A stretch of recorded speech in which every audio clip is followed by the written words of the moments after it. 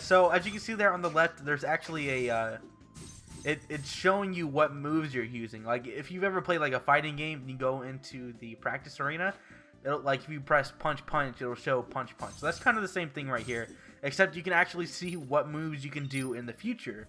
So for example, I can either start with A or S, and A is a regular slash, and S is like it's like a lunge. So I can go like SS down S for, you know, a little combo going on there.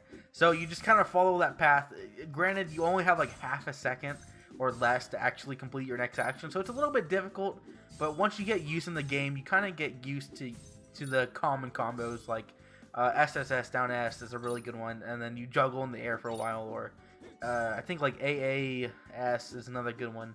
Yeah, you just kind of get used to it. I think it's a little bit much for someone who's just coming into this, especially if I actually don't play these kind of games typically, but this one is pretty neat. So I went into this and I was a little bit frustrated because when you don't combo your moves, you actually get like nowhere near as many hits off as you possibly could. But they do kind of bring it back with being able to see the next move, so you can just practice on the spot, right? And as you go along, you're gonna actually feel the improvement, which is it's cool. A little frustrating to begin with, but it really is a cool concept. I really like it. It's neat. Maybe if they like told you like maybe like a starting combo or two, just so you don't feel like a wimp. And then as you go along, you'll learn the more difficult ones, and you'll get your learning through that way. But anyway, so yeah, you just go through a lot of the stages are kind of like this, which I don't actually think it's a full release yet. I mean, I doubt it. Most games don't even do that anymore. And this is following a MMO format. You can team up with the players, and you'll see players in the town and stuff like that. I don't believe you'll see random people in the stage, but you can definitely pair up with people as you want. So it starts off a little boring. It starts off very mobile gamey, where you just go into a stage and you just smack things, I guess. Oh, that happens a lot. Maybe it's just my computer, but I kept having to keep the mouse like in the screen, but it's weird. It's like it doesn't take up. It's not taking the priority browser. But anyway, that's probably just on me, but. Yeah, you definitely don't want to be too distracted when playing this. There it goes again. So a lot of these stages just break down towards to fight and then find some people. You mow through units over and over and over again. It doesn't seem like there's any platforming really, even though there is like a very, very tiny amount. It doesn't seem like it's going to be something that they actually go for at all. You see there's some traps there on the floor, but you'll get hit by it once or twice, but it's not that big a deal. You do have a pretty generous health bar, I think. There's also a dodge, but the dodge is just terrible. It's so bad. I cannot believe that they have let it... The dodging is like that. I don't think I show it here anytime soon, but it's so bad. You have to like press left and then left shift or something like that. But it's super difficult to pull off, and when I want to dodge, I would not only want to dodge often, especially in an action game like this, but I need it to be boom like that. I can't be like mashing on my left shift and left key trying to get it to work and then it not work. So anyway, it goes back to the mobile gaming thing where you get a little bonus at the end of a round after you killed 50 enemies in a row with no other kind of objectives, which is unfortunate.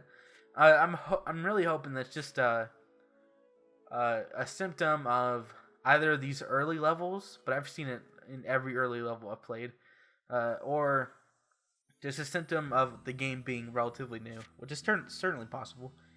So you have the premium shop, of course, because it is free to play. You get all these different hats and stuff like that. It's all whatever. I'm not entirely sure how expensive that is, but you can bet it's pretty expensive. It all does look pretty good, though. This whole game looks quite good. It's definitely not the best one, even when it comes to mobile games. I'd say there are definitely some mobile games that look better.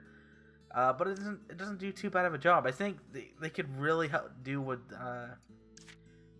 more flashiness to it. And I want to be faster. I want to play like Devil May Cry is basically what I'm saying. And they haven't done that. It seems like they took a half step towards it. And of course, you have all these skills. So you're gonna have like blade spins and all whatever you can think of when it comes to sword skills. So at least as you progress, it's gonna be a little bit faster, but not to my taste. In the inventory, you got the healing items, you got all kinds of items. You have a player menu where you can see all your equipment, which I assume is going to change your look, and it's not just gonna be limited to the premium items, which is nice. And of course, stats and ranking, which is weird. You don't really see regular rankings like that too often. So you got the labyrinth. That's sort of like a raid, sort of. I think they say a raid. No, it's just a labyrinth. But it's basically just a really difficult place where you get better items, I think. But it takes a ticket, maybe. I'm not 100% certain. It doesn't say it takes the ticket, but the Abyss mode takes the ticket, and it's just kind of getting confusing. What's weird though, and it could be off-putting, that a lot of the voice acting and everything really by default is Spanish, being a Spanish game, I guess. So you definitely want to get to changing that pretty quick. I don't think you can change the voice acting though, so you're stuck with Spanish. And as someone who plays like every English game and Japanese game but no other language game, it's really strange to hear Spanish voice acting. It sounds so weird because I'm used to the Japanese voice acting because I watch a lot of anime, play a lot of Japanese game. It sounds so natural, but the Spanish sounds really weird. Like, see, you hear that? That was weird. But maybe that's just me. So of course you got quests and you got these portraits. They all look pretty nice. Everything in this game looks pretty nice as a whole. And this is even the highest quality graphics that you can get. I think you can go one tier up from when I've got it. There's no like cutscenes or anything. You just get, when I mean cutscenes as in like your character walks around and stuff like that. There's nothing like that. It's all this 2D portraits and text and everything. And there's a bit of a story mode, but it's not worth anything. Games like this never have anything good when it comes to story, unfortunately. So overall, it's okay. It's not incredible. I think I just feel like they did a half step, really. They needed to go full on into the action, or they needed to go full on into the MMO. I really don't like this teetering on the edge between both of them. So it's like you're going to get a few people, but you're not going to get anyone diehard. Or you're going to get a moderate sum of people who kind of like both aspects, but you're not going to get any diehard fans, really. At least from what I can see so far, and what I can guess it goes to is someone who plays considerable MMOs and the like. But anyway, so it's not terrible. It's not great. It's not bad. I think I give it something like a 7 or so. Anyway, that is pretty much it. I mean, if you like what you see, you can check it out. I don't think I'll be playing any more of it. It was interesting, but it didn't hook me. And with a game like this, you really gotta hook someone fast. It just felt like a mobile game, really. A little bit better than a mobile game. But anyway, that is it. It's a 7. Thanks for watching.